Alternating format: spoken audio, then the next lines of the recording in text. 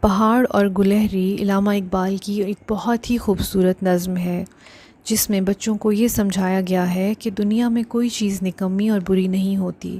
خالق کی ہر مخلوق اس کا شاہکار ہے، ہر چیز میں کوئی وصف یا کمال پایا جاتا ہے۔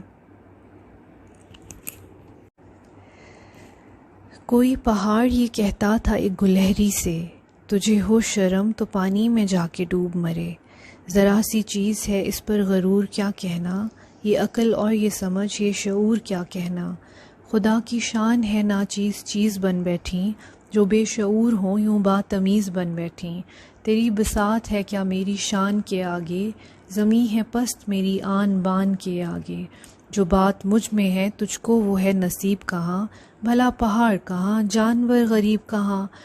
کہا یہ سن کے گلہری نے منہ سنبھال ذرا، یہ کچی باتیں ہیں دل سے انہیں نکال ذرا۔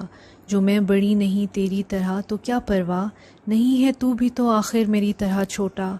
ہر ایک چیز سے پیدا خدا کی قدرت ہے، کوئی بڑا کوئی چھوٹا یہ اس کی حکمت ہے۔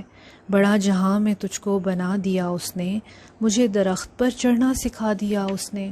قدم اٹھانے کی طاقت نہیں ذرا تجھ میں، نری بڑائی ہے خوبی ہے اور کیا تجھ میں۔ جو تو بڑا ہے تو مجھ سا ہنر دکھا مجھ کو، یہ چھالیا ہی ذرا توڑ کر دکھا مجھ کو۔ نہیں ہے چیز نکمی کوئی زمانے میں، کوئی برا نہیں قدرت کے کارخانے میں۔